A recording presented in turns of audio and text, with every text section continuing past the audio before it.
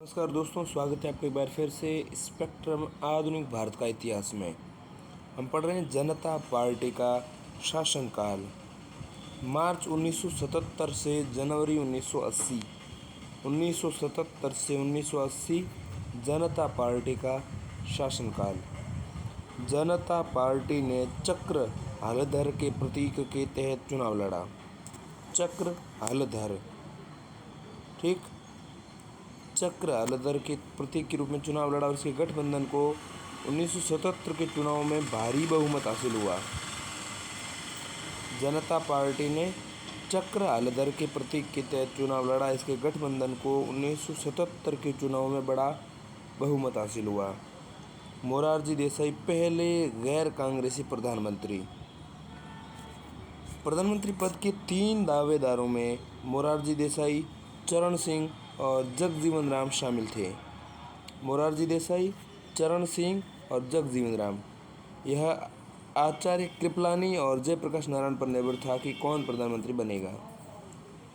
ठीक है, आचार्य कृपलानी और जयप्रकाश नारायण, जेपी नारायण। आचार्य कृपलानी और जेपी ये तय करने वाले थे कि कौन प्रधानमंत्री बनेगा।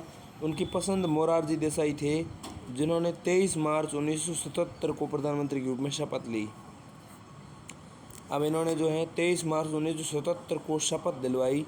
मोरारजी देसाई प्रधानमंत्री बने, पहले गैर कांग्रेसी प्रधानमंत्री। चरण सिंह को गृह मंत्री और बाद में इनको वित्त मंत्री बना दिया गया।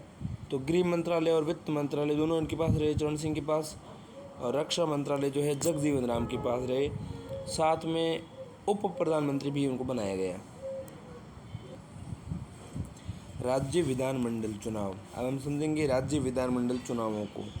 यह जान लिया गया था कि राष्ट्र ने कांग्रेस के प्रति अपनी असंतुष्टि जाहिर कर दी थी और इसलिए कांग्रेस शासित राज्यों ने भी नए चुनाव कराए जाने चाहिए। इन राज्य विधानसभाओं को भंग कर दिया गया और जून में चुनाव कराए गए। चुनावों के परिणाम उत्तर प्रदेश, बिहार, हरियाणा, उड़ीसा, मध्य प्रदेश, राजस्थान और हिमाचल प्रदेश में जनता पार्टी सरकार बनाने में सफल रही। पंजाब में अकाली दल और जनता पार्टी ने मिलकर सरकार बनाई। तमिलनाडु में AIADMK ने चुनावों में भारी विजय हासिल की और उसके नेता MG रामचंद्रन ने सरकार बनाई। केंद्र सरकार के साथ संघर्ष की राजनीति में इस प्रकार की कोई रुचि नहीं थी। इन्होंने बच्चों, विशेष रूप से लड़कियों को स्कूल आने के लिए प्रोत्साहित करने के लिए मध्याह्न भोजन की शुरुआत भी की। पश्चिम बंगाल में वाम दलों के गठबंधन को भारी बहुमत मिला और CPM ने आशा की कि आशा से बढ़कर बहुत अच्छा प्रदर्शन किया और ज्योति बसु मुख्यमंत्री बनाए गए पश्चिम बंगाल में। ठीक है, सरकार ने कृषि सुधारों को लागू किया जिससे बड़ी संख्या में निर्धन किसान लाभान्वित हुए पश्चिम बंगाल में। जम्मू कश्मीर में आपातकाल से पूर्व इंदिरा गांधी के साथ समझौते के परिणाम स्वरूप शेख अब्दुल्ला कांग्रेस सरकार चला रहे थे। JNK में क्या हुआ, आपातकाल लगे थे, उससे पूर्व इंदिरा गांधी के साथ समझौता हुआ था और उसके तहत शेख अब्दुल्ला कांग्रेस सरकार चला रहे थे। मोरारजी देसाई ने विधानसभा भंग कर दी और राज्य ने नवीन जनादेश हेतु चुनावों की घोषणा की। शेख अब्दुल्ला ने अपनी पार्टी नेशनल कॉन्फ्रेंस का पुनरुद्धार किया और स्वतंत्रता के बाद वास्तविक रूप से निष्पक्ष चुनाव में उसकी पार्टी को पर्याप्त बहुमत प्राप्त हुआ। हालांकि मुस्लिम बहुल घाटी और हिंदू बहुल जम्मू कश्मीर स्पष्ट रूप से नेशनल कॉन्फ्रेंस के साथ थे, लेकिन पार्टी जम्मू में अच्छा प्रदर्शन नहीं कर सकी। भारत के नए राष्ट्रपति। अधिकतर राज्यों में जनता पार्टी की सरकार होने के कारण अब पार्टी अपने उम्मीदवार नीलम संजीवा रेड्डी को जून 1977 को भारत के राष्ट्रपति के तौर पर निर्वाचित करने में सफल रही। उस वर्ष फरवरी में फ़खरुद्दीन अली अहमद की मृत्यु के कारण राष्ट्रपति चुनाव कराए जाने आवश्यक हो गए थे। अब हम देखते हैं जनता पार्टी की लोकप्रियता में कमी और कांग्रेस आई का उत्थान। जनता सरकार की शुरुआत पूर्ण लोक समर्थन और उच्च आकांक्षाओं के साथ हुई थी, लेकिन जल्द ही वैचारिक राजनीतिक संदर्भ में मतभेद उभरने लगे और दरारें स्पष्ट दिखाई देने लगीं। इससे भी अधिक गौरतलब है कि ये थी कि कुछ नेताओं का ध्यान इंदिरा गांधी से प्रतिशोध लेने पर केंद्रित था और वे पार्टी के विरुद्ध कार्य करने लगे थे। कांग्रेस की लोकप्रियता के पुनरुज्जीवन में सहयोग किया। इन दो कारकों ने मिलकर केंद्र की पहली गैर कांग्रेसी सरकार को गिराने में भूमिका निभाई। अब हम समझेंगे अनावश्यक आयोगों का गठन। इंदिरा गांधी और उनके बेटे द्वारा कथित गैरकानूनी कार्यों की जांच करने हेतु विभिन्न आयोगों का गठन किया गया। इनमें से सर्वाधिक प्रसिद्ध आयोग जो है न्यायमूर्ति जे.सी. शाह, उच्चतम न्यायालय के सेवानिवृत्त न्यायाधीश जो थे जे.सी. शाह और न्यायमूर्ति की अध्यक्षता में गठित किया गया था। ये सर्वाधिक प्रसिद्ध आयोग था विभिन्न आयोगों में से, जिसे आपातकाल की ज्यादतियों एवं हिंसा की जांच करने का कार्य सौंपा गया था। अधिकतर आरोपों को सिद्ध नहीं किया जा सका, लेकिन मात्र कुछ दोषों को सही पाया गया। इंदिरा गांधी के विरुद्ध मुकदमों को अधिक समय तक नहीं चलाया जा सका, जैसा कि साक्ष्यों की कमी थी। बेलच्ची और इंदिरा गांधी का जोरदार वार। मई 1977 में बेलच्ची बिहार का एक गांव में हिंसा हुई। जमीन को लेकर विवाद में चलते ऊंची जातियों की एक भीड़ ने हरिजनों के एक समूह को जिंदा जला दिया। यह गौरतलब था कि भारत की सामाजिक व्यवस्था का रूपांतरण हो रहा था। पिछड़ी जातियां, जिन्हें बाद में अन्य पिछड़ी जातियां कहा गया, जो हरित क्रांति और श्वेत क्रांति के चलते आर्थिक रूप से मजबूत हो गई थी, और अगड़ी जातियों से उन्होंने भूमि खरीदी और अपने हितों की वृद्धि के लिए प्रतिनिधियों को निर्वाचित किया कि प्रसिद्धि एवं महत्व में बढ़ोतरी हो रही थी। दुर्भाग्यवश उन्होंने भी इसे अधिकृत कार्य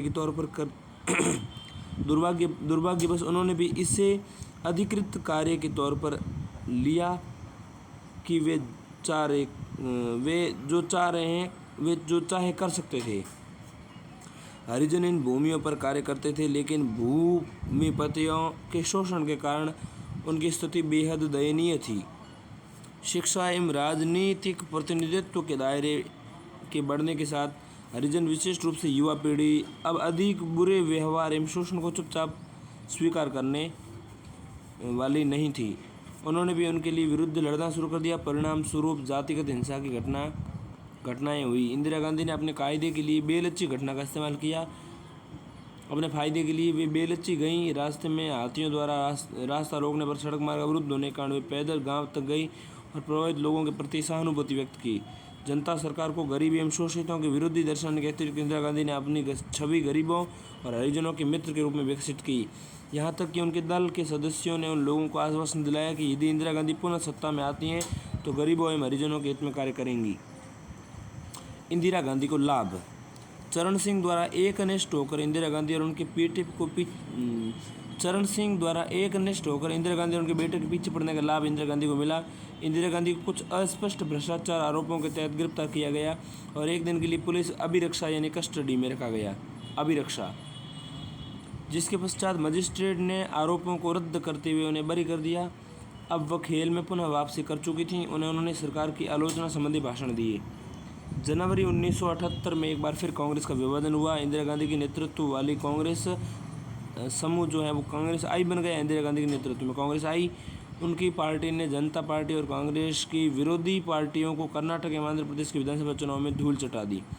उन्होंने स्वयं कर्नाटक में चिकमगलूर से चुनाव लड़ा इंदिरा ने और लोकसभा सीट हासिल की। अब संसदीय समिति ने रिपोर्ट दी कि इंदिरा गांधी ने मारुति उद्योग को लेकर सदन को गुमराह किया था और सदन ने उन्हें जेल जाने को कहा। उन्हें संसद की सदस्यता से अयोग्य घोषित किया गया। हालांकि वे फिर चिकमगलूर से चुनाव जीतीं। अब इंदिरा गांधी को चालबाजियों के शिकार नेता के रूप में देखा जाने लगा और उनकी लोकप्रियता में बढ़ोतरी हुई। अब हम समझेंगे जनता पार्टी के भीतर अंतर विरोध और मोरारजी देसाई सरकार का पतन। जनता पार्टी में बढ़ती गुटबंदी और व्यक्तिगत शत्रुता के शासन के प्रयासों को निष्फल कर दिया और पार्टी टूटने का कगार पर आई। मोरारजी देसाई और चरण सिंह, जो मंत्रिमंडल में अपने दूसरे स्थान से संतुष्ट नहीं थे, के बीच मनमुटाव इस हद तक बढ़ गया कि देसाई ने 1978 के मध्य चरण सिंह और राजनारायण को पदच्युत कर दिया। चरण सिंह ने प्रतिशोध स्वरूप दिसंबर 1978 में किसानों को एकत्रित कर सरकार के विरुद्ध दिल्ली की ओर जुलूस किया। शांति बनाए रखने के प्रयास में देसाई द्वारा फरवरी 1979 में चरण सिंह को पुनः मंत्रिमंडल में शामिल किया गया और वित्त मंत्रालय के साथ साथ उप प्रधानमंत्री पद भी सौंपा गया। हालांकि सरकार चलाना दुरूह होता जा रहा था। जनता पार्टी दो हिस्सों में बंट रही थी, चरण सिंह के नेतृत्व में समाजवादियों का गुट, देसाई के नेतृत्व वाला जनसंघ। तो ये दो गुट बन गए, समाजवादियों का गुट बन गया चरण सिंह के नेतृत्व में और देसाई नेतृत्व में जनसंघ। आगे जनसंघ के सदस्यों की दोहरी सदस्यता के मामले ने भी तूल पकड़ा। जो आरएसएस से भी जुड़े थे उन्होंने राष्ट्रीय स्वयंसेवक संघ आरएसएस की सदस्यता नहीं छोड़ी, जैसा कि वे मानते थे कि वे एकमात्र सांस्कृतिक संगठन है। समाजवादियों और चरण सिंह ने सरकार से समर्थन वापस ले लिया, जिससे सरकार अल्पमत में आ गई। मोरारजी देसाई सरकार ने जुलाई 1979 में इस्तीफा दे दिया। अब देखिए, चरण सिंह प्रधानमंत्री बने जिन्होंने कभी भी संसद का सामना नहीं किया।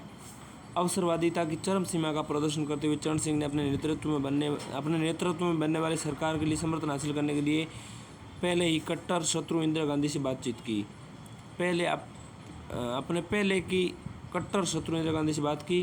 कांग्रेस से समर्थन पत्र प्राप्त करने के कारण चरण सिंह राष्ट्रपति को ये विश्वास दिलाने में सफल हो गए कि लोकसभा में उनके पास बहुमत है। उन्होंने जुलाई के अंत में शर्त पर प्रधानमंत्री के रूप में शपथ दिलाई गई कि वे सदन में बहुमत सिद्ध कर देंगे। इसलिए उन्होंने स्वतंत्रता दिवस पर लाल किले की प्राचीर से प्रधानमंत्री के रूप में भाषण दिया, लेकिन वे कभी भी संसद में नहीं जा सके। विश्वास मत हासिल करने के एक दिन पहले ही इंदिरा गांधी ने उनकी सरकार से समर्थन वापस ले लिया।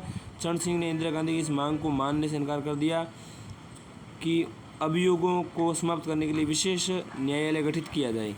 चरण सिंह के पास कोई विकल्प नहीं था, उन्होंने त्यागपत्र दे दिया। राष्ट्रपति ने सरकार बनाने के लिए अन्य विकल्पों को तलाशा, लेकिन कोई भी सरकार बनाने में सक्षम नहीं था। अंत में लोकसभा भंग कर दी गई और चुनाव कराए गए। चुनाव होने तक चरण सिंह कार्यवाहक प्रधानमंत्री बने रहे। अब हम समझेंगे लोकसभा चुनाव और जनता पार्टी शासन का अंत। लोकसभा चुनाव और जनता पार्टी का अंत। जनवरी 1980 में लोकसभा चुनाव कराए गए। चुनावी दंगल में कांग्रेस आई, कांग्रेस यू, लोकदल, चरण सिंह और समाजवादियों द्वारा बनाई गई पार्टी जनता पार्टी, जिसमें अब मुख्य रूप से जनसंघ और जगजीवन राम और चंद्रशेखर जैसे पुराने कांग्रेसी शामिल थे, मुख्य दल थे। ठीक है, जनता पार्टी जिसमें कौन शामिल थे? जनसंघ और जगजीवन राम और चंद्रशेखर जैसे पुराने कांग्रेसी। सीपीएम और सीपीआई की मौजूदगी केवल पश्चिम बंगाल और केरल में थी। जनता पार्टी ने फिर से लोकतंत्र को खतरा विषय पर चुनाव प्रचार किया और चरण सिंह ने किसानों को शक्ति प्रदान करने की बात कही, लेकिन इस समय इंदिरा गांधी किसी विचारधारा की बात करने से बचीं और उन्होंने अपना पूरा ध्यान लोगों से घनिष्ठ रूप से जुड़े मुद्दों पर बात करने पर केंद्रित किया। लोग जनता की पार्टी के शासन के अभाव और उसकी निरंतर आपसी लड़ाई से थक चुके थे, इसलिए उन्होंने इंदिरा गांधी के नेतृत्व वाली कांग्रेस को मत देने का निर्णय किया। जनता पार्टी ने विभिन्न दलों Janata Dal, Bharatiya Janata party, BJP, Samajwadi party इत्यादि में विभाजित होगी जनता पार्टी। अब जनता शासन की विरासत।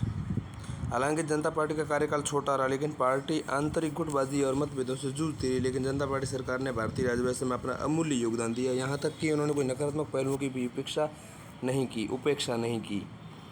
यह स्वतंत्रता प्राप्ति के बाद से केंद्र में पहली गैर कांग्रेसी सरकार थी। यह केंद्र स्तर पर पहली गठबंधन सरकार भी थी।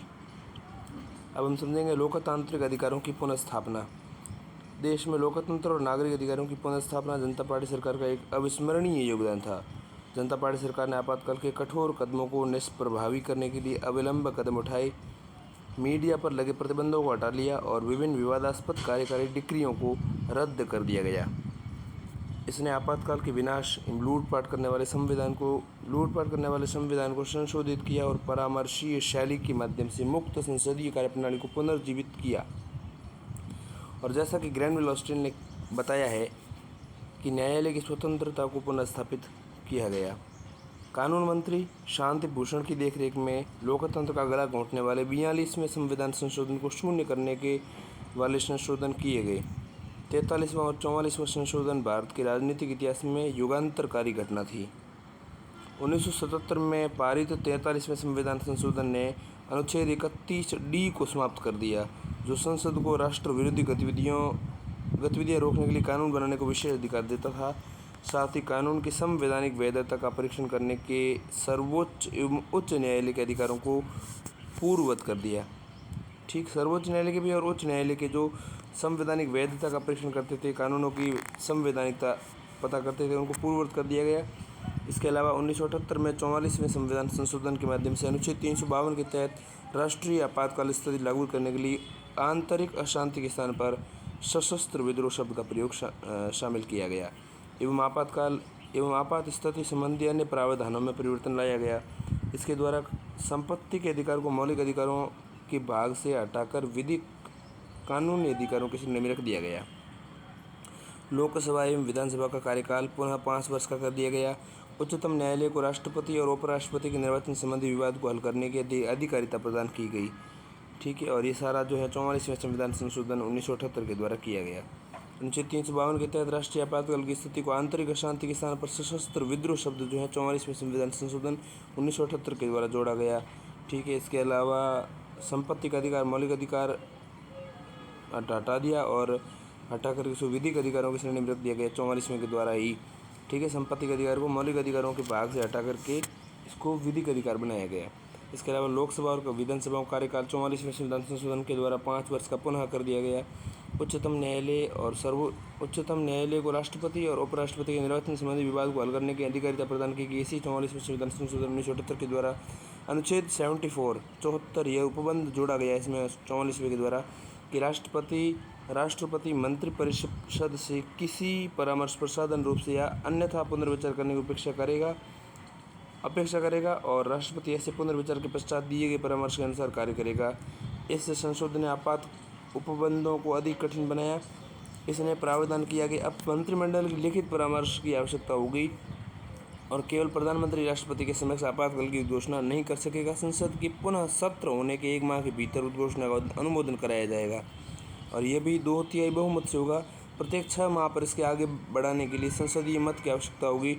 लोकसभा के 1/10वें सदस्यों द्वारा आपातकाल समाप्त करने के लिए उद्देश्य से राष्ट्रपति से निवेदन करने के लिए लोकसभा का विशेष सत्र आहूत किया जाएगा और इसमें सामान्य बहुमत द्वारा ऐसा किया जा सकेगा विशेष सत्र के लिए। ठीक है, इसके अलावा इस संशोधन में यह भी शामिल किया गया कि आपातकाल के दौरान अनुच्छेद 20 और 21 को निलंबित नहीं किया जा सकेगा, जबकि अन्य मौलिक अधिकार स्वतः निलंबित नहीं होंगे, अपितु राष्ट्रपति के लिए पृथक आदेश की आवश्यकता होगी।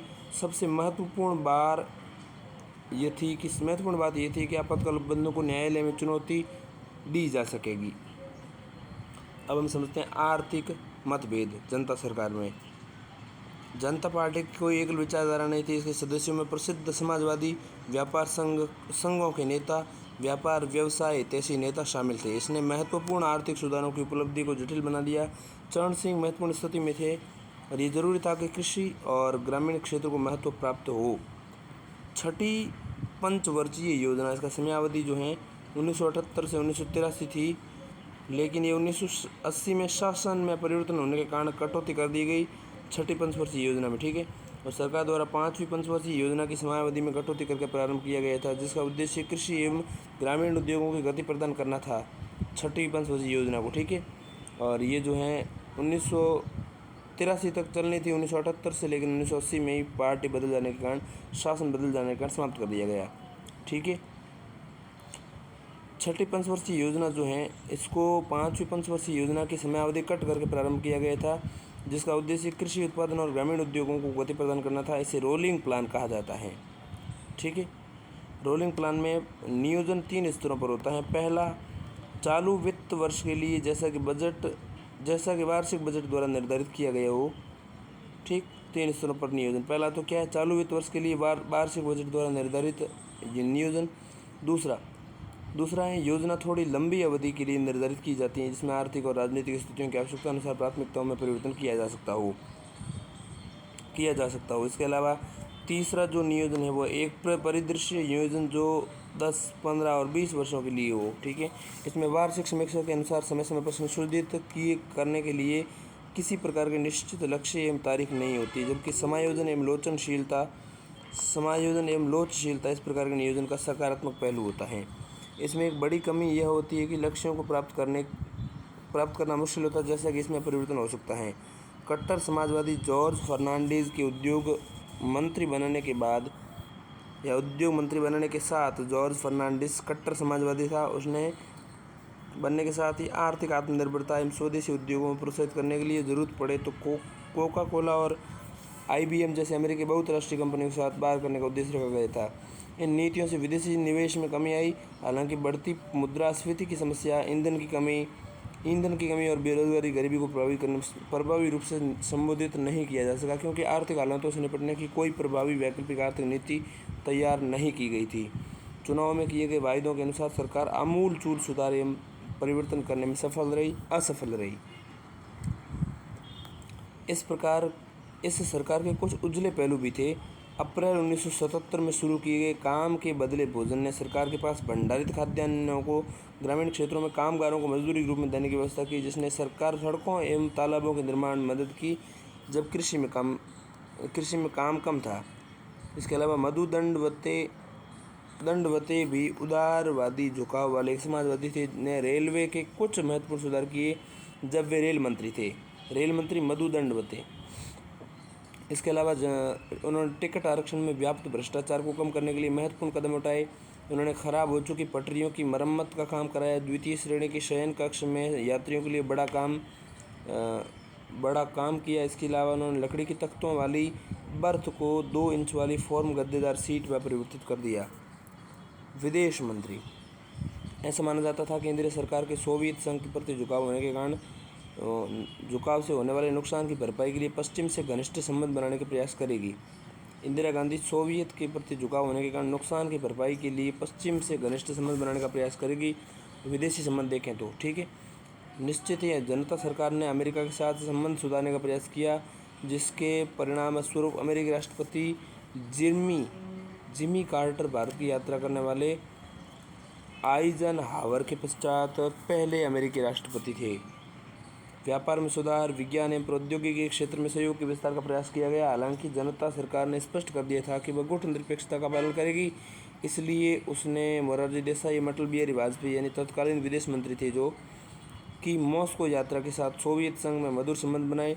परमाणु आयुध पर संयुक्त राष्ट्र सम्मेलन में भारत का प्रतिनिधित्व करते हुए वाजपेयी ने भारत की पूर्व की नीति से शुरू किया और भारत के परमाणु कार्यक्रम के पक्ष में बात की और भेदभाव पर आधारित परमाणु अप्रसार संधि पर हस्ताक्षर करने से इनकार कर दिया। जनता सरकार के विदेश संबंधों की नीति में चीन के साथ संबंधों को सामान्य करने का प्रयास किया गया। 1979 में वाजपेयी चीन के नेताओं से मिलने के लिए बीजिंग की यात्रा करने वाले उच्चतम श्रेणी के भारतीय पदाधिकारी बने। 1962 के भारत चीन युद्ध के पश्चात निलंबित पारस्परिक संबंधों को पटरी पर लाने के लिए राजनयिक गठजोड़ को पुनर्स्थापित किया गया। दोनों देश लंबे समय से चल रहे सीमा संबंधी विवादों के समाधान, व्यापार विस्तार, सीमा सुरक्षा में सुधार के लिए नियमित वार्ता करने पर सहमत हुए। अब हम समझते हैं सामाजिक परिवर्तन एवं आंदोलन। 1970 के दशक के उत्तरार्ध में रामचंद्र गुहा के अनुसार राजनीतिक एवं सामाजिक गलियारों में आंदोलन दृष्टिगोचर होने लगे। 1970 दशक के उत्तरार्ध में ठीक है, राजनीतिज्ञों ने समीचीनता के पक्ष में विचारधारा को त्याग दिया और राज्य व्यवस्था खंडित होने लगी थी। सामाजिक स्तर पर समाज के वर्गों जिन्हें लंबे समय से शोषित किया जाता रहा था ने इकट्ठा एवं एकजुट होना शुरू कर दिया था और इसने कुछ सीमा तक सामाजिक कोलाहल को हवा दी। नारीवादी और पर्यावरणवादी जैसे नए सामाजिक आंदोलन अवतरित हुए। व्यापार संघों जैसे पुराने आंदोलन नए क्षेत्रों जैसे खनन तक विस्तारित हो चुके थे और महिला एवं पुरुष के समान वेतन, शिक्षा, स्वास्थ्य एवं सुरक्षा के लिए अभियान शुरू हो चुके थे। ये 1970 के दशक के उत्तरार्ध की बात है ठीक है। उदारीकृत प्रेस ने विभिन्न एवं व्यापक विषयों पर लिखना शुरू कर दिया। नवीन ऑफसेट प्रिंटिंग प्रेस के रूप में प्रौद्योगिकी ने समाचार पत्रों एवं जर्नल्स को नए क्षेत्रों तक प्रसारित करने की सहायता की। अपराध एवं भ्रष्टाचार को लेकर खोजी पत्रकारिता शुरू हुई। पाठक वर्ग में बढ़ोतरी हुई, विशिष्ट रूप से छोटे शहरों एवं कस्बों में, जैसा कि पत्रकारिता भारतीय भाषाओं में होने लगी थी और नागरिक स्वतंत्रता आंदोलन सक्रिय हो गया था। सामाजिक वर्गों ओबीसी यानी समाजवादी और लोकदल का निर्माण अधिकतर ओबीसी से हुआ था। सामाजिक वर्गों ओबीसी ने हरित क्रांति और भूमि सुधारों के माध्यम से आर्थिक शक्ति के साथ साथ राजनीतिक शक्ति भी हासिल की। उन्हें अब प्रशासनिक व्यवस्था में भी स्थान मिलने लगा था। जनता सरकार ने 20 दिसंबर 1978 को बिहार के पूर्व मुख्यमंत्री बिंदेश्वरी प्रसाद मंडल की अध्यक्षता में 6 सदस्यीय पिछड़ा वर्ग आयोग के गठन की घोषणा की। यह मंडल आयोग के नाम से चर्चित हुआ ठीक ठीक है। इसका काम इस बात की जांच करना था कि केंद्रीय प्रशासन व्यवस्था में नौकरियों में ओबीसी को आरक्षण दिया जाना चाहिए। 1978 की बात है, ठीक है। जनता सरकार ने 20 दिसंबर 1978 को बिहार के पूर्व मुख्यमंत्री बिंदेश्वरी प्रसाद मंडल जो बिहार के पूर्व मुख्यमंत्री रह चुके थे, उनकी अध्यक्षता में 20 दिसंबर 1978 को 6 सदस्यीय पिछड़ा वर्ग आयोग के गठन की घोषणा की जनता सरकार ने। ठीक, ये मंडल आयोग के नाम से जाना गया क्योंकि ये बिंदेश्वरी प्रसाद मंडल की अध्यक्षता में गठित हुआ 1978 में, 20 दिसंबर 1978 में। इसका काम इस बात की जांच करना था कि क्या केंद्रीय प्रशासन व्यवस्था में नौकरियों में ओबीसी को आरक्षण दिया जाना चाहिए था। अब हम समझेंगे इंदिरा गांधी दूसरा चरण। जनवरी 1980 से 1984 तक, अक्टूबर 1984 तक, जनवरी 1980 में भारत में 7वीं लोकसभा के चुनाव कराए गए, जिसमें कांग्रेस आई ने भारी बहुमत के साथ सत्ता में वापसी की। इंदिरा गांधी उत्तर प्रदेश में रायबरेली के साथ साथ आंध्र प्रदेश में मेडक से भी चुनाव जीती। उन्होंने मेडक सीट पर बने रहने का निर्णय किया। कांग्रेस के संसदीय नेता के रूप में चुने जाने पर वह फिर से भारत के प्रधानमंत्री बनी। इंदिरा गांधी ने बेहद कम लोगों पर विश्वास किया और उन्होंने पुत्र संजय पर अधिक भरोसा किया। संजय गांधी भी लोकसभा चुनाव में निर्वाचित हुए और किसी के साथ भी सत्ता साझा करने के तैयार नहीं थी। जून 1980 में संजय की मृत्यु हो गई और वह प्लेन में कर्तव्य करने की कोशिश कर रहा था, ठीक है, और उन्होंने प्लेन पर नियंत्रण खो दिया और मृत्यु हो गई। राजीव गांधी इंदिरा गांधी के बड़े बेटे जो एक एयरलाइन पायलट थे, उन्होंने राजनीति का कोई अनुभव नहीं था, को अनिच्छुक रूप से राजनीति में आने के लिए बाध्य कर दिया। जल्दी वे अमेठी लोकसभा सीट से निर्वाचित हो गए और अधिकतर लोग जानते थे कि वह ऊपरी तौर पर कांग्रेस नेतृत्व में से थे। अर्थव्यवस्था। अब हम अर्थव्यवस्था को देखते हैं। इंदिरा गांधी ने अर्थव्यवस्था पर अविलंब ध्यान दिया। जनता सरकार द्वारा चलाई गई छठी पंचवर्षीय योजना की समयावधि कम करके एक नई छठी पंचवर्षीय योजना 1980 से 1985 शुरू कर दी। नई छठी पंचवर्षीय योजना के उद्देश्यों से मुख्यतः बढ़ती आर्थिक वृद्धि, औद्योगिकीकरण पर ध्यान देना और गरीबी एवं बेरोजगारी को कम करना था। आर्थिक और तकनीकी आत्मनिर्भरता की प्राप्ति हेतु आधुनिकीकरण के आवेगों के सशक्तिकरण के अलावा संसाधनों के प्रयोग में दक्षता को प्रोत्साहित करना और उत्पादकता में सुधार लाना था। निर्धारित समय के भीतर राष्ट्रीय रूप से स्वीकृत मानकों के तहत आर्थिक रूप से कमजोर वर्गों के लिए एक न्यूनतम आवश्यकता कार्यक्रम लागू किया गया। पूरे देश में 2 अक्टूबर 1980 को समन्वित ग्रामीण विकास कार्यक्रम IRDP, समन्वित ग्रामीण विकास कार्यक्रम 1980, 2 अक्टूबर 1980 को IRDP शुरू किया गया। अक्टूबर 1980 में शुरू किया गया राष्ट्रीय ग्रामीण रोजगार कार्यक्रम NREP अप्रैल 1981 से योजना अंतर्गत नियमित कार्यक्रम बन गया। 1982 में शिवारमन समिति की अनुशंसा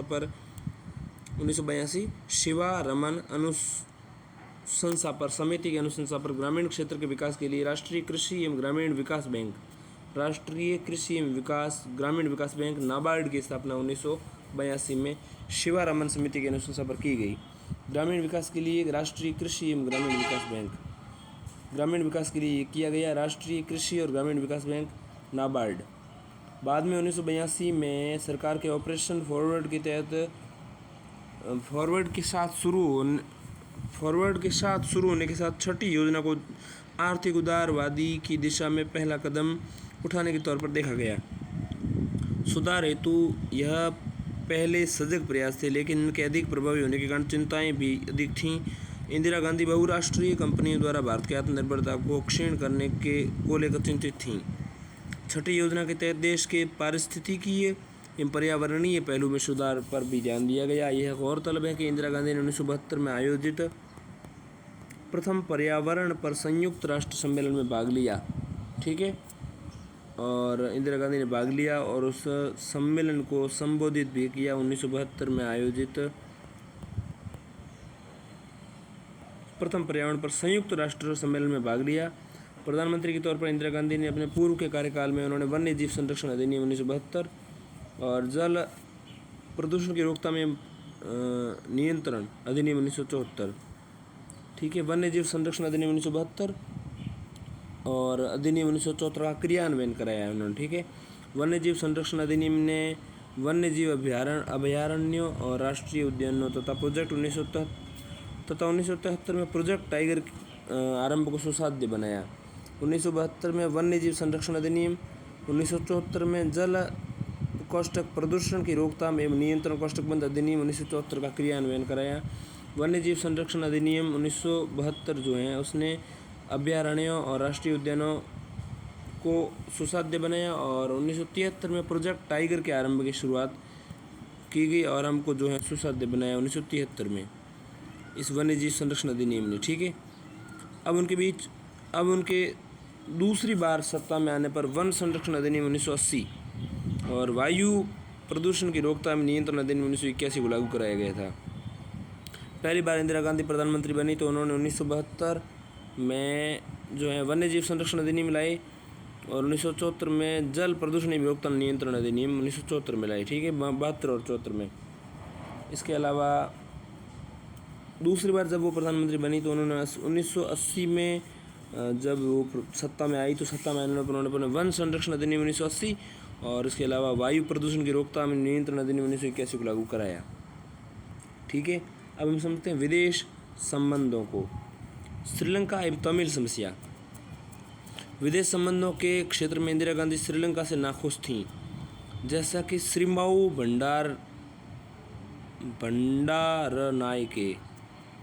भंडारनायके जे.आर. जयवर्धने से हार गए थे, ठीक है। जे.आर. जयवर्धने ने हरा दिया श्रीमाऊ भंडारनायके को और श्रीलंका ने समाजवाद से मुंह तोड़ लिया था। इंदिरा गांधी मानती थी कि जयवर्धने पश्चिम देशों के साथ कठपुतली हैं, पश्चिम देशों के हाथ की कठपुतली हैं जयवर्धने। यद्यपि आरोप लगाया था कि इंदिरा शासनकाल में जयवर्धने को भारतीय हितों के साथ संवेदनशील होने हेतु दबाव डालने के लिए 1980 के दशक में भारत ने LTTE उग्रवादियों का समर्थन किया। भारतीय प्रधानमंत्री ने जुलाई 1983 की घटना जिसमें श्रीलंका के तमिल लोगों को सिंघली भीड़ ने निशाना बनाया के बाद श्रीलंका पर भारत के हमले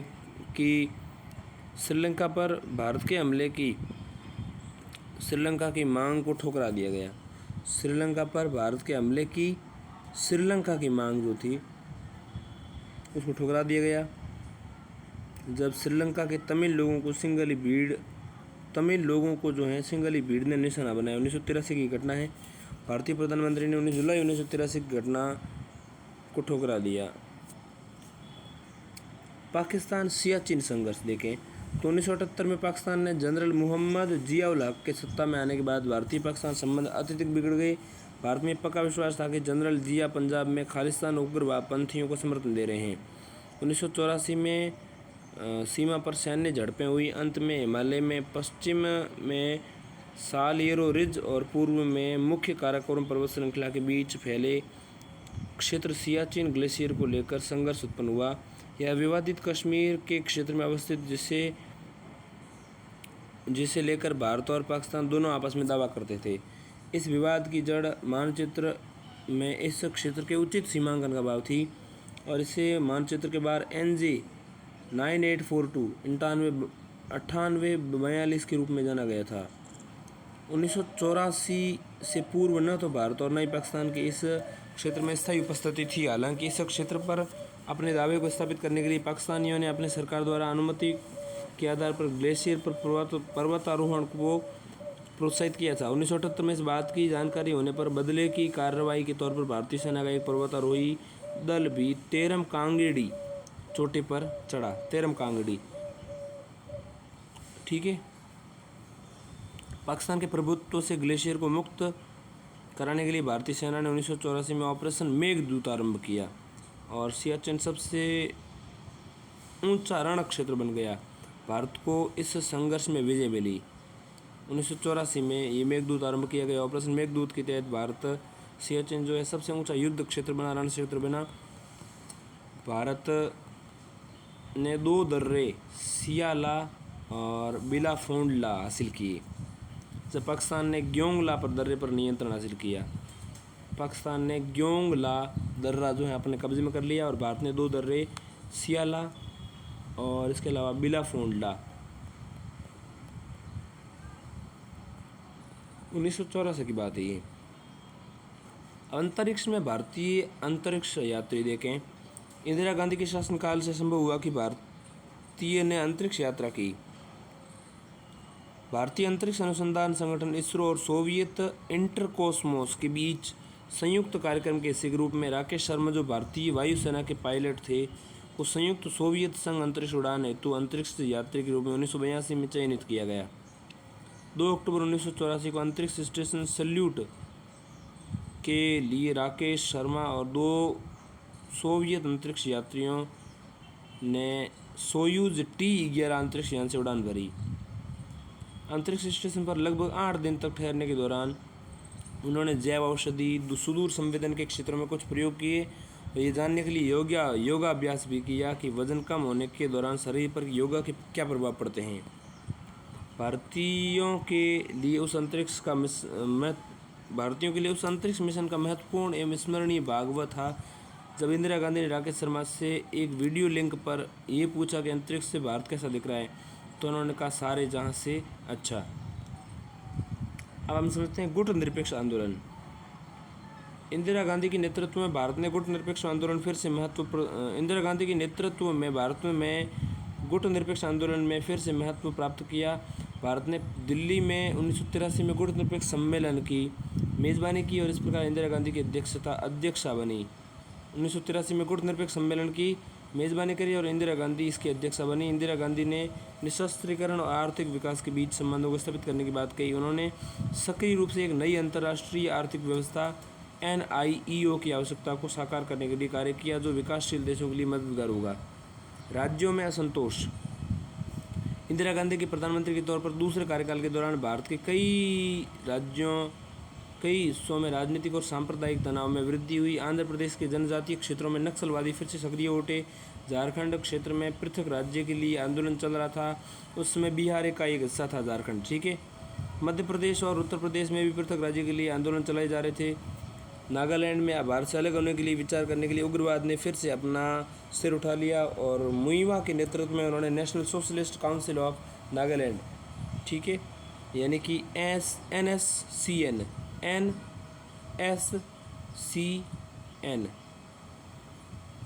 national socialist council of Nagaland, national socialist council of Nagaland, ठीक है। और मुइवा के नेतृत्व में उन्होंने ये NSCN, N से शुरू, N पे ख़त्म, बीच में है SC, तो NSCN का गठन किया गया और इस उद्देश्य की प्राप्ति के लिए कश्मीर के अलगाववादियों और सिख उग्रवादियों के साथ मिलकर काम किया गया।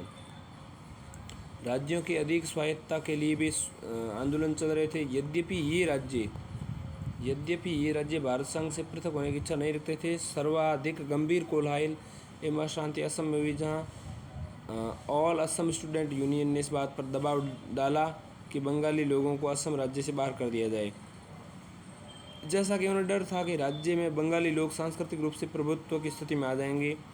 आंध्र प्रदेश में NT रामाराव, एक प्रसिद्ध फिल्म अभिनेता के नेतृत्व में 1982 में एक नई राजनीतिक पार्टी का उदय हुआ।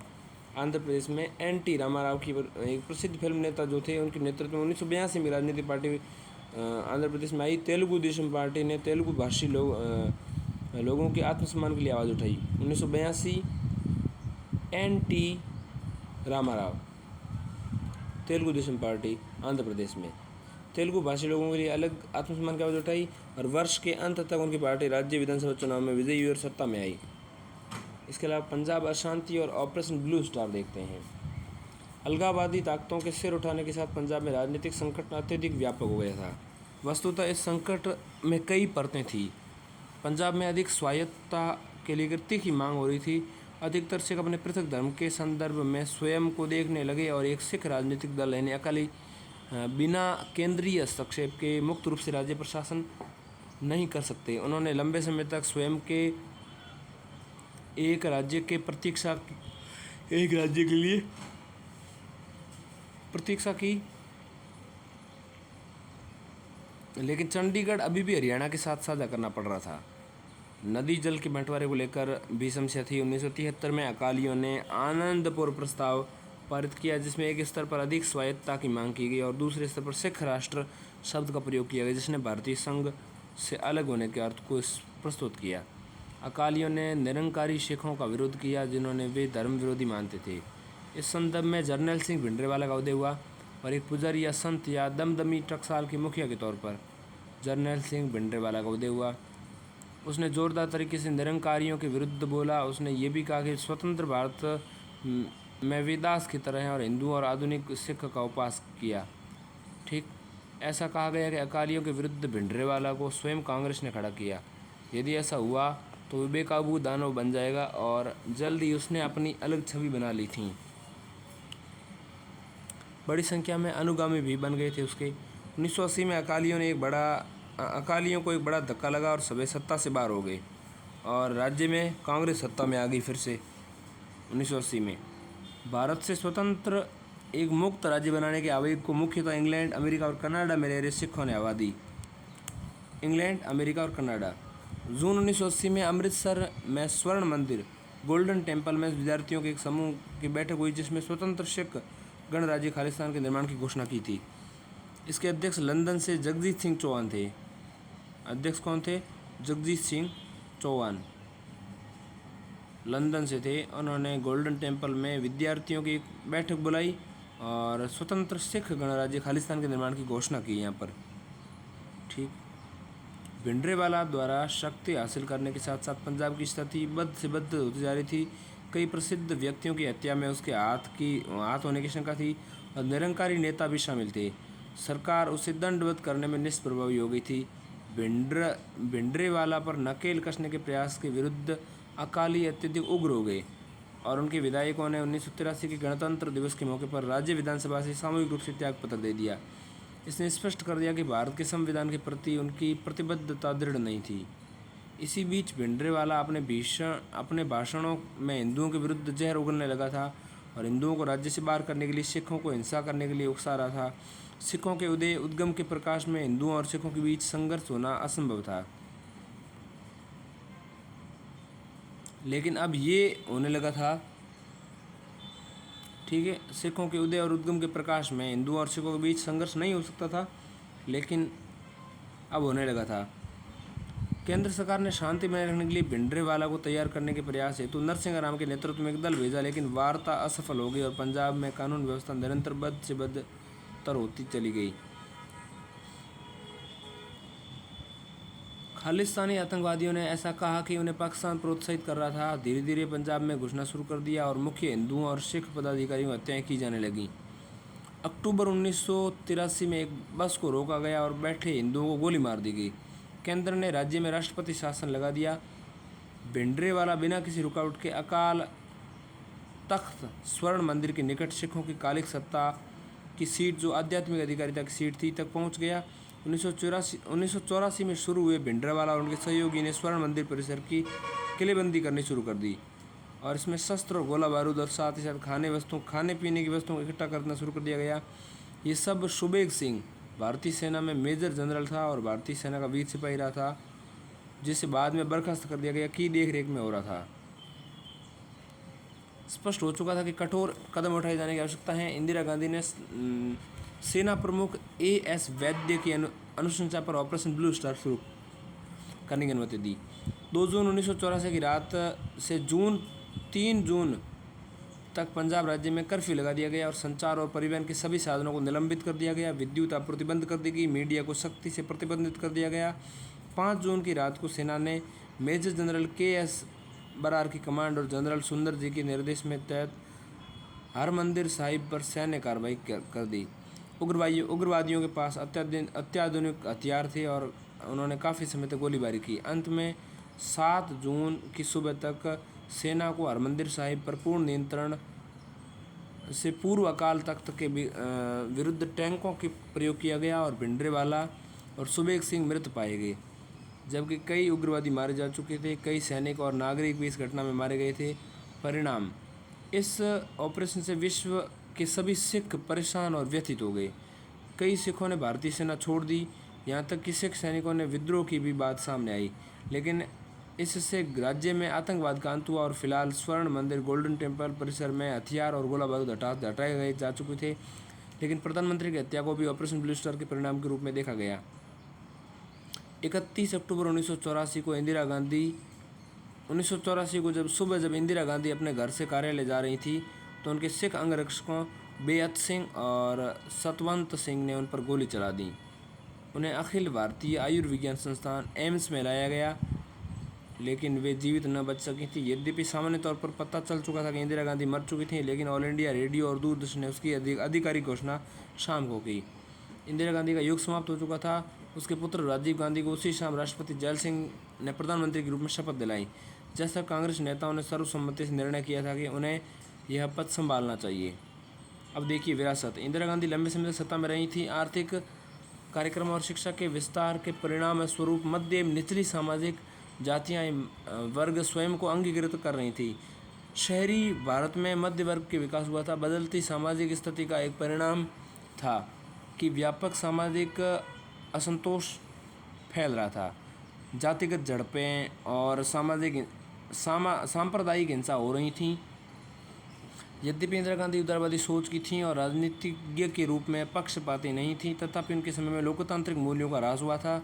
इंदिरा गांधी की कार्यशैली की शुरुआत प्रधानमंत्री सचिवालय पर विश्वास के साथ हुई थी, जो उन पर लोगों से बना था जिन पर ये विश्वास कर सकती थी कि लेकिन वह अपने पुत्र और अधिकारियों के छोटे समूह पर आधिकारिक निर्भर होती चली गई। यह प्रवृत्ति पार्टी स्तर पर चल रही थी। प्रतिस्पर्धी शक्ति केंद्रों के डर के कारण उन्होंने कांग्रेस पार्टी की संरचना को कमज़ोर कर दिया। चापलूसी बढ़ने लगी और कांग्रेस ने आधारभूत उपस्थिति के साथ जो भलीभांति संगठित ढांचा तैयार किया था वह छिन्न भिन्न होने लगा था। पार्टी को संगठित करने के लिए गांधी परिवार का एक सदस्य जरूरी हो गया था। विचारधारा अब राजनीति का आधार नहीं रह गई थी। यह बात अन्य पार्टियों के मामले में भी सत्य थी। भ्रष्टाचार में व्यापक बढ़ोतरी हुई और व्यक्तिगत लाभों एवं हितों के लिए राज्य सरकार ने सरकारी तंत्र का अधिकाधिक इस्तेमाल किया। इंदिरा गांधी का बाह्य आक्रमण के सम्मुख धैर्य और आत्मबल एवं स्पष्टवादिता प्रशंसनीय थी। उन्होंने स्पष्ट किया कि भारत डरने वाला नहीं है और विश्व मानचित्र पर भारत को सम्मान एवं महत्व दिलाया। अब हम समझते हैं राजीव गांधी का प्रधानमंत्रित्व काल 1984 से 1989। अक्टूबर 1984 से दिसंबर 1989। प्रधानमंत्री पद संभालने से ही समस्याओं की शुरुआत। अपनी मां इंदिरा गांधी 31 अक्टूबर 1984 की हत्या के पश्चात राजीव गांधी को प्रधानमंत्री नियुक्त किया गया। प्रधानमंत्री पद संभालने के साथ ही घरेलू मोर्चे पर उन्होंने बड़ी समस्याओं का सामना करना पड़ा। सिख विरोधी दंगे। जैसे ही इंदिरा गांधी की मृत्यु की खबर फैली, लोगों का गुस्सा फूट पड़ा और हिंसा की छिटपुट घटनाएं होने लगीं। शायद ये परिस्थितियों को लेकर स्वाभाविक थीं, लेकिन जैसे ही पार्थिव शरीर को 3 मूर्ति भवन प्रधानमंत्री के रूप में नेहरू का आवास में दर्शनों के लिए रखा गया तो ये छिटपुट घटनाएं अधिक व्यापक और तीव्र हो गई। नवंबर 1984 से ऐसा प्रतीत होने लगा कि सिखों के प्रति संगठित और नृशंस सामूहिक हिंसा हो रही थी। दूरदर्शन पर इस उपद्रव को निरंतर चलाया जा रहा था कि सरकार के स्वामित्व का और उस समय एकमात्र चैनल था। लोग प्रधानमंत्री के पार्थिव शरीर के प्रति श्रद्धांजलि दे रहे थे और भीड़ प्रतिशोध की लेने के नारे लगा रही थी। इन सब ने भीड़ को उकसाया। अधिकतर उत्तरी दिल्ली में पुनर्वास कॉलोनियों में रहने वाले गरीब सिखों को निशाना बनाया गया, लेकिन लूटपाट और हत्या की कुछ घटनाएं मध्य एवं उच्च वर्ग की सिख कॉलोनियों में भी हुई थीं। रामचंद्र गुहा और तत्कालीन समय के कई अखबारों की रिपोर्ट के अनुसार हिंसक भीड़ में हिंदू, मुख्य रूप से अनुसूचित जाति से संबद्ध सफाई कर्मी जो शहर में काम करते थे, गांव से शहर आए जाट किसान और गुज्जर लोग थे। प्रमाण इस बात की ओर संकेत करते हैं कि कई कांग्रेसी नेताओं ने इस भीड़ को हिंसा के लिए प्रोत्साहित किया और उकसाया। अफवाहों ने हिंसा को और अधिक तीव्र कर दिया। पुलिस और प्रशासन की भूमिका इस परिस्थिति में संदिग्ध थी। पुलिस ने हिंसक भीड़ के कृत्यों को लेकर आंखें मूंद ली थीं, कार्रवाई करने से मना कर दिया था या अत्यधिक निंदनीय रूप से हिंसक भीड़ सक्रिय रूप से मदद की थी। दंगे 2 दिन तक निर्बाध चलते रहे। प्रधानमंत्री और उनके गृह मंत्री नरसिम्हा राव ने तुरंत सेना को नहीं बुलाया। सेना दंगों को तुरंत एवं प्रभावी रूप से असफल कर सकती थी। 2 नवंबर के बाद राजीव गांधी ने रेडियो और टेलीविज़न पर घोषणा की दंगों को रोका जाना चाहिए और दिवंगत प्रधानमंत्री की छवि पर कीचड़ उछला। ठीक 3 नवंबर 1984 में जाकर सेना ने को स्थिति को नियंत्रित करने का आदेश प्राप्त हुआ और 3 नवंबर 1984 को सेना को आदेश प्राप्त हुआ। 19 नवंबर को इंदिरा गांधी के जन्मदिन के मौके पर राजीव गांधी ने अपने एक भाषण में कहा कि जब वह बड़ा पेड़ गिरता है तो पृथ्वी भी हिलती है। इसे दंगों को औचित्यपूर्ण ठहराने के निहितार्थ के रूप में लिया गया था। यहाँ तक कि इस बात से सहमत हो सकता था कि इंदिरा गांधी की हत्या के पश्चात लोगों में अत्यधिक रोष था, लेकिन प्रधानमंत्री की असंवेदनशील टिप्पणी जो थी उसने सारा काम बिगाड़ दिया। मतलब टिप्पणी असंवेदनशील थी। सिख विरोधी दंगे सरकार द्वारा दंगों को दिया जाने वाला एक शब्द था, लेकिन अधिकतर ने इसे जनसंहार कहा। यह स्वतंत्रता पश्चात भारत के इतिहास पर अविस्मरणीय और दुखद कलंक था। भारत के इतिहास की इस स्याह घटना का उजला पक्ष ये था कि कई हिंदुओं ने दंगों के दौरान सिख परिवारों को छिपने और उनकी जान बचाने में मदद की थी। अब समझते हैं भोपाल गैस त्रासदी। 3 दिसंबर 1984 को भारत को एक और बड़ी त्रासदी का सामना करना पड़ा। मध्य प्रदेश के भोपाल में स्थित अमेरिकी बहुराष्ट्रीय कंपनी यूनियन कार्बाइड (यूसीसी) की कीटनाशक बनाने वाले संयंत्र से मिथाइल आइसोसाइनाइड (MIC-MiC) नामक जहरीली गैस का रिसाव हुआ, जिसके उपयोग कीटनाशक बनाने में किया जाता था। इस औद्योगिक दुर्घटना में, जिसमें भोपाल गैस कांड या भोपाल गैस त्रासदी के नाम से जाना जाता है, ने 15,000 से अधिक लोगों की जान ले ली और बहुत सारे लोग अनेक प्रकार की शारीरिक अपंगता से लेकर अंधेपन तक शिकार हुए। इससे सबसे ज़्यादा प्रभावित फैक्ट्री के आसपास रहने वाले ग्रामीण और झुग्गी बस्ती में रहने वाले लोग थे। यह दुनिया की सबसे भयानक औद्योगिक दुर्घटनाओं में से एक थे। पहले तो शहर में यह संयंत्र लगाने की अनुमति नहीं दी जानी चाहिए थी और दूसरे, इस कंपनी ने कई बार सुरक्षा मानदंडों की अवहेलना की थी, जिस पर समय रहते कार्रवाई की जानी चाहिए थी। इस आपदा के पश्चात यूसीसी ने अपने जिम्मेदारी से पल्ला झाड़ने की पूरी कोशिश की और भारतीय सहायक कंपनी UCIL पर सारा दोष मढ़ दिया। उन्होंने कहा कि पूरे संयंत्र का निर्माण और संचालन पूरी तरह से UCIL द्वारा किया जा रहा था। जल्द ही अमेरिकी अटॉर्नी ने अमेरिकी न्यायालय में कई बिलियन डॉलर का एक मुकदमा यूसीसी के खिलाफ दायर किया। त्रासदी के मानवीय निहितार्थों और नेपथ्य में धकेले जा चुके प्रभावित लोगों पर इसके असर को लेकर कानूनी लड़ाई और बहस चालू हो चुकी थी। मार्च 1985 में भारत सरकार ने भोपाल गैस लीक आपदा अधिनियम किया और ताकि इस दुर्घटना से उपजे दावों के भी तीव्र समानतापूर्ण निपटारे को सुनिश्चित किया जा सके।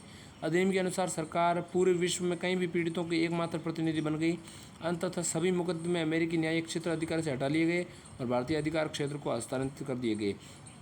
भारत के सर्वोच्च न्यायालय के अंतर्गत चलने वाले मामले में यूसीसी समस्त निपटारे के लिए भारतीय सरकार को पीड़ित दावेदारों को देने के लिए $770 मिलियन अदा करने पर सहमत हो गई। देय धनराशि दावेदारों की संख्या पर आधारित थी, वास्तविक संख्या से कहीं अधिक थी। ठीक है, दावेदारों की देय धनराशि जो थी दावेदारों की संख्या पर आधारित थी, जो वास्तविक संख्या से कहीं अधिक थी। यह आरोप भी लगे कि अमेरिकी दबाव और राजनीतिक प्रभाव के चलते यूसीसी के अध्यक्ष वारेन एंडरसन को बिना गिरफ्तारी के भारत छोड़ने की अनुमति दे दी गई। ये बात जारी रहा। इस प्रकार गैस रिसाव की दुर्घटना में पीड़ित लोगों की समस्याएं भी जारी रही, जैसा कि उन्हें बेहद कम क्षतिपूर्ति राशि दी गई थी। 1985 के आम चुनाव। अक्टूबर 1984 में प्रधानमंत्री के पद पर नियुक्त किए गए राजीव गांधी ने समय से पूर्व चुनावों की सिफारिश कर दी। जनवरी 1985 में आम चुनाव कराए गए, जबकि इनका आयोजन जो है दिसंबर 1984 में होना चाहिए था। जनवरी 1985 में आम चुनाव कराए गए, दिसंबर 1984 में चुनाव होना था। कांग्रेस आई ने 400 से अधिक लोकसभा सीट जीतकर ऐतिहासिक जीत हासिल की, क्योंकि स्वतंत्रता के पश्चात किसी भी पार्टी द्वारा आम चुनाव में इतनी सीटें नहीं जीती गई थी। ये जनादेश आंशिक रूप से इंदिरा गांधी जी के परिवार के प्रति सहानुभूति की लहर और व्यापक रूप से उग्रवाद और पृथकतावाद को हतोत्साहित करने की इच्छा का परिणाम था। राजीव गांधी, जिन्होंने प्रधानमंत्री का पद संभाला, भारत के पहले युवा प्रधानमंत्री बने। मार्च 1985 की 11 राज्य विधानसभा चुनाव में कांग्रेस ने 8 राज्यों में सरकार बनाई। राज्यों में तनाव से निपटना। जब राजीव गांधी ने प्रधानमंत्री के रूप में पद संभाला तो देश के विभिन्न हिस्सों में कई नस्लीय और जातीय संघर्ष हुए। इनमें से कुछ को हल कर दिया गया, लेकिन कुछ निरंतर परेशानी खड़ी करते रहे। पंजाब की समस्या अत्यधिक ज्वलंत थी। अकाली नेताओं को जेल से रिहा कर दिया गया और जुलाई 1985 में राजीव गांधी और अकाली नेता संत हरचरण सिंह लोंगेवाला के बीच एक समझौता हुआ, लेकिन अगस्त 1985 में लोंगेवाला की हत्या कर दी गई और सितंबर से चुनाव कराए गए और ये देखा गया कि उग्रवाद के खिलाफ लोगों ने मतदान किया था। फिर भी अकाली दल बहुमत से सत्ता में आ गया, लेकिन उग्रवाद का अंत आसानी से नहीं हुआ। इसने फिर से अपना सिर उठा लिया। एक बार फिर स्वर्ण मंदिर का इस्तेमाल उग्रवादियों द्वारा किया जाने लगा। इस बार स्वर्ण मंदिर से उग्रवादियों को बाहर करने के लिए मई 1988 में शुरू किए गए ऑपरेशन ब्लैक थंडर शुरू करने के पश्चात JF रिबेरो और KPS गिल के नेतृत्व में पुलिस स्थिति को नियंत्रण में लाने में सफल हो गई। निर्बाध एवं प्रभावी ऑपरेशन था, लेकिन इस समय भिंडरावाला की तरह लोगों की भावना को भड़काने वाला कोई करिश्माई नेता नहीं था। अभी उग्रवादी पूरी तरह से समाप्त तो नहीं हुआ था, अभी तो कुछ समय के लिए शांत हुआ था। चंडीगढ़ का मामला निरंतर तूल पकड़ रहा था। बाहरी लोगों को राज्य में आने को लेकर के 1970 और 1980 के दशकों में असम के विरोध प्रदर्शन ने हिंसक रूप ले लिया। राजीव गांधी और all Assam student union AASU ने 15 अगस्त 1985 को एक समझौते पर हस्ताक्षर कर दिए। राज्य से राष्ट्रपति शासन हटा लिया गया। दिसंबर 1985 में चुनाव कराए गए। AASU आसू राजनीतिक दल बन गया। उसका नाम असम गण परिषद रखा गया। असम गण परिषद, जिसने चुनाव में हिस्सा लिया, कांग्रेस को बहुत पीछे छोड़ते हुए भारी विजय प्राप्त की AASU ने। ठीक है, AASU ने 15 अगस्त 1985 को समझौते पर हस्ताक्षर किए थे। राजीव गांधी और ऑल असम स्टूडेंट यूनियन यानी कि आसू, इन्होंने हस्ताक्षर पर 1985 में समझौते पर हस्ताक्षर किया अगस्त 1985 15 अगस्त 1985 में, और राज्य से जो है राष्ट्रपति शासन हटा लिया गया। मिजो लोगों और केंद्र के बीच 1986 में एक और समझौता हुआ, जिसके तहत मिजो विद्रोहियों ने अपने हथियार डाल दिए। मिजोरम को ये राज्य का दर्जा प्रदान किया गया। लाल डेंगा शुरुआत में भारत से अलग होने को लेकर एक विद्रोही नेता थे के नेतृत्व में मिजो नेशनल फ्रंट ने विजय प्राप्त किया और वे मिजोरम, जो फरवरी 1987 में भारत का 23वां राज्य बना, के मुख्यमंत्री बने। लाल डेंगा, ठीक है।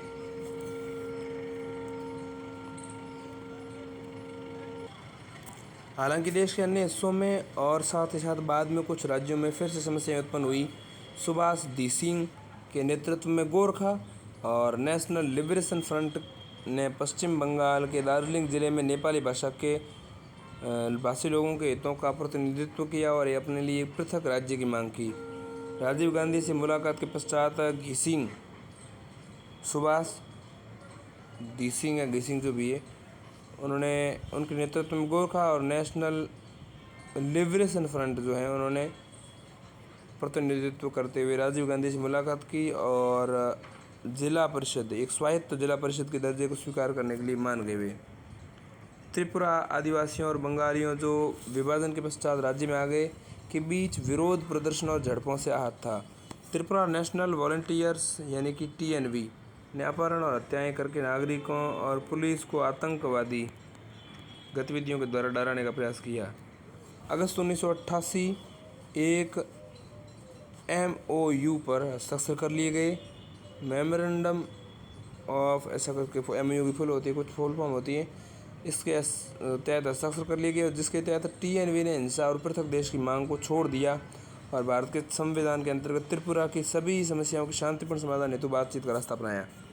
भारत सरकार द्वारा भारत सरकार इस बात पर सहमत हुई कि राज्य विधानसभाओं में आदिवासियों के लिए अधिक सीट बनाई जानी चाहिए और कुछ अधिक गांवों को स्वायत्त आदिवासी परिषद के अंतर्गत लाया जाना चाहिए। केंद्र, त्रिपुरा सरकार और TNV के बीच वार्ता के माध्यम से आत्मसमर्पण की शर्तों का एक मुख्य खाका तैयार किया गया था। हालांकि समस्याओं का पूरी तरह से अंत नहीं हुआ था।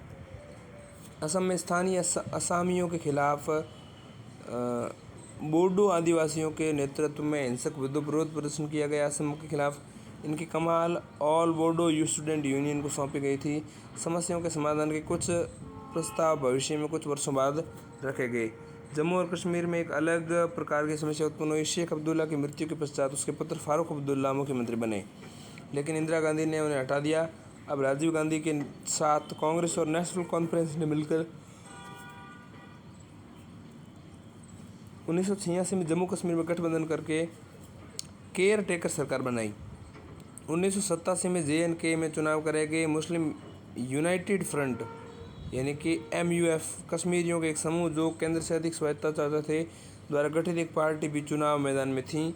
चुनाव में कांग्रेस और नेशनल कांग्रेस को मत देने का व्यापक प्रचार किया गया ताकि इस चुनाव के नतीजे बड़ी मात्रा में उनके पक्ष में आए।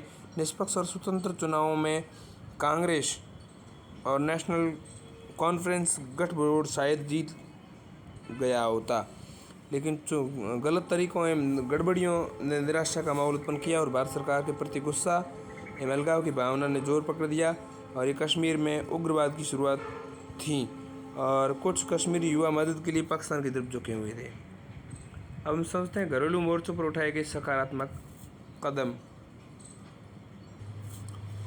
घरेलू मोर्चे पर उठाए गए सकारात्मक कदम। राजनीति में नए चेहरे के तौर पर राजीव गांधी लोगों की बहुत सारी शुभकामनाओं के साथ सत्ता में आए।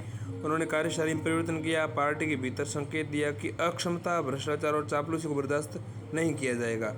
उन्होंने आधुनिक प्रबंधकीय तकनीकों की शुरुआत की और कांग्रेस की निर्णयन प्रक्रिया में युवा और बहुआयामी लोगों को लेकर आए। लंबे समय से वे इस प्रयास ने काम नहीं किया।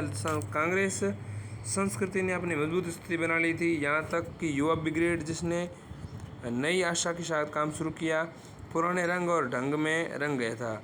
उन्होंने लाल फीताशाही में कमी करने का प्रयास किया और प्रशासन को अधिक जनहितैषी बनाया गया और उसकी कठोरता में कमी की। अब हम समझते हैं दल विरोधी कानून। दल बदल विरोधी कानून।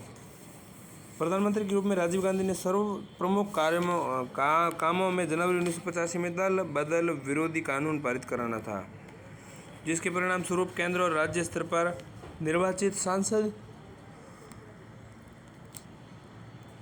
और विधायक आगामी चुनाव तक विपक्षी दलों में शामिल नहीं हो सकते थे, अन्यथा उसे सदन के सदस्य के तौर पर अनर्ह घोषित कर दिया जाएगा। यह कदम सांसदों और विधायकों को पार्टी बदलने ताकि सरकार बनाने के लिए सदन में संख्या को तोड़ा मरोड़ा जा सके कि भ्रष्टाचार और रिश्वत के प्रचलन को नियंत्रित करने के उद्देश्य से उठाया था यह कदम। पर्यावरण संबंधी कानून देखें तो भोपाल गैस त्रासदी के परिणाम स्वरूप भारत में पर्यावरणीय जागरूकता और सक्रियता में वृद्धि हुई थी। प्रधानमंत्री के तौर पर राजीव गांधी ने आवश्यक एवं सकारात्मक रूप से इसका प्रत्युत्तर किया। 1986 में पर्यावरण संरक्षण अधिनियम 1986 जो थे EPA environment protection act EPA द्वारा बनाया गया 1986 में, जिसके तहत पर्यावरणीय कानून एवं नीतियों के क्रियान्वयन और प्रशासन हेतु समस्त उत्तरदायित्वों के लिए पर्यावरण एवं वन मंत्रालय गठित किया गया।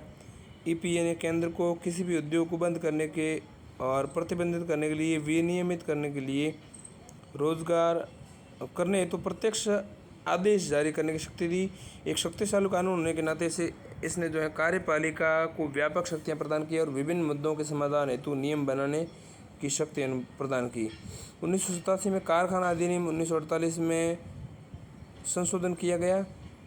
कारखाना अधिनियम 1948 जो है उसमें संशोधन किया गया 1987 में आते और राज्यों को खतरनाक और हानिकारक विधियों और तत्वों को प्रयोग करने वाले कारखानों की अवस्थिति के मार्गदर्शन हेतु एक साइट अप्रेजल कमेटी की नियुक्ति करने की शक्ति प्रदान की। ठीक है। इसके अलावा कामगारों और आसपास के निवासियों की सुरक्षा सुनिश्चित करने के लिए इसके लिए भी व्यवस्था स्थापित की गई थी। आपात आपदा नियंत्रण योजनाएं विनिर्दिष्ट की गई। 1989 तक खतरनाक अपशिष्ट प्रबंध एवं निपटान अधिनियम या निपटान नियम जो था खतरनाक रसायनों के आयात प्रबंधन और भंडारण हेतु प्रयोग किए गए थे। 1991 में पब्लिक लाइबिलिटी इंश्योरेंस एक्ट लागू किया गया। PL इंश्योरेंस PLIA ठीक लागू किया गया और जिसने घातक तत्वों के निपटान के दौरान दुर्घटना से प्रभावित व्यक्तियों को अविलंब राहत प्रदान की। स्थानीय सरकार में सुधार। राजीव गांधी ने पंचायती राज व्यवस्था में सुधार का सूत्रपात किया। उन्होंने देखा कि राज्यों में पंचायत व्यवस्था अप्रभावी ढंग से कार्य कर रही थी और इस स्थिति में चुनाव के लिए उन्होंने संवैधानिक संशोधन प्रस्तुत किया, जिसके तहत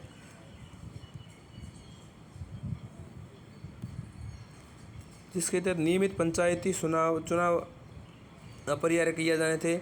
हालांकि उनके शासनकाल में संविधान संशोधन अधिनियम पारित नहीं हो सका, लेकिन इस दिशा में प्रयास किए गए थे और आने वाले वर्षों में स्थानीय शासन व्यवस्था को संवैधानिक स्थिति और मंजूरी प्रदान की गई थी। अर्थव्यवस्था के उदारीकरण की ओर प्रथम कदम। इसके पश्चात प्रौद्योगिकी मिशन, इसके पश्चात कंप्यूटरीकरण, इसके अलावा शिक्षा नीति, नकारात्मक पहलू, फिर शाहबाना प्रकरण। ये हम समझेंगे अगले वीडियो में।